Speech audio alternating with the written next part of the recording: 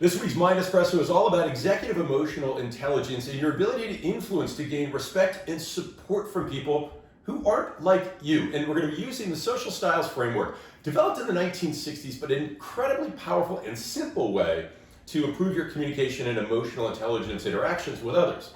So let me explain it, and then I'll explain what it means and how to use it. First, I'm going to orient you to this X-axis. We have a push-pull or an ask-tell axis. You have people who are pushers that try to get things done, push ideas across, they're telling you a lot of stuff, and then you have people who are asking a lot of questions, who want to know more, right? Who want to bring out nuance, who want to ask about facts. So that's the push and the pull equation. Now, most of us in the business environment are on one side of this or the other. And you can think about people that you work with, and you can think about yourself. The other axis is, do you exhibit more emotion or more emotional control, or a people orientation or a task orientation? And you have people who are a lot more emotive at work, and that is, it's a social style, and it's really a value system. It's what do they value? Now, how this works. If you think about someone who's pushing ideas, they're more emotional, they're more people oriented, that's what they would call an expressive. And an expressive is pushing those ideas out there, they're about their big ideas. Now let's take this down and say you're more about emotional control and you're pushing ideas. That's what we would call the driver. A driver is all about results and pushing for results. Now back here, a pull or ask person who is all about control, a little less emotion, that's what we call an analytic, right? And the analytic is all about facts and getting things perfect. Now if you are pulling and asking a lot of questions, but you're people oriented, a little more emotional, then we would call that an amiable, someone who is about doing the same thing an analytic does, but rather than facts, they focus on people, right? And so they value relationships. In each box is a value system. Now, the question you're asking right now is, first of all, where am I? And what does that mean for me as an executive? And that's the wrong question. The right question is, where am I?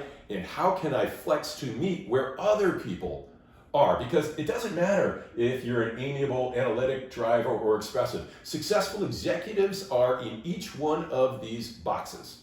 You could be a driver, which is where a lot of people want to see themselves, but you have no emotional intelligence. You have the emotional intelligence of a pet rock, and you're ruining relationships right and left. You're not going to succeed.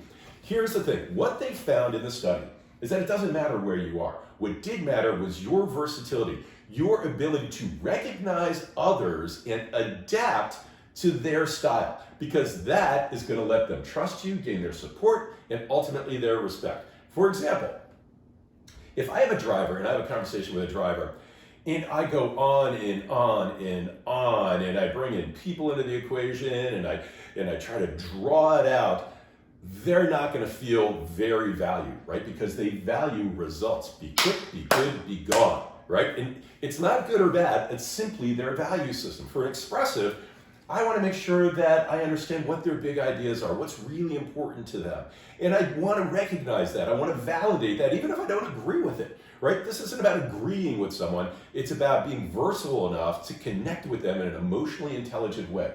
Now, an amiable is about relationships. Now, if I walk in and I start talking about results and how we might be cutting people, and I don't mention relationships at all, and maybe no small talk, again, break of trust. It breaks that trust cycle with an amiable because it's not what they value, right? They value relationships. So if I want to work with the amiable and I want to get to some hard ideas, let's talk about some of the impact on people right up front. Remember, we want to validate their values. That's the most important thing when you're dealing with someone else, and that is the key to versatility.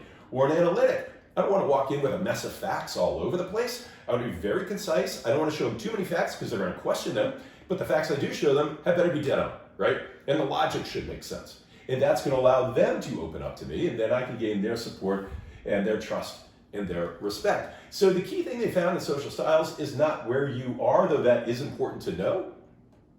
It's how do you become a versatile executive and use some emotional intelligence to engage others. And so for your to-do after this MindEspresso is think about your next meeting, think about who that person is that you need to gain support and respect from, and think about where they are. Are they more controlling in the emotional space in the workplace? And again, this is different at home than at work. Some of us are drivers at home and we're not drivers at work. Or are they more emotional and people-oriented? Now, are they pullers and asking a lot of questions and asking you and trying to tease out a lot? Or are they pushers who are telling you things and trying to push forward towards an agenda? And then think about that box and simply do this. If it's an analytic, make sure that you're very fact-oriented, upfront, crystal clear. If you're amiable, make some small talk. Talk about the importance of relationships and what relationships are important to you. Because again, we're not agreeing with them. What we're doing is we're establishing a good emotionally intelligent relationship with them based upon their value system and our ability to be versatile. If it's a driver, be good, be quick, be gone. If it's an expressive, let's embrace the big idea. It doesn't mean we have to own it. We have to agree with it. But we can certainly validate that idea because that's going to gain us trust. So again, the takeaway here is versatility as a senior leader matters. Social styles is a very quick way to gain some of that emotionally intelligent versatility, and that's this week's MindEspresso.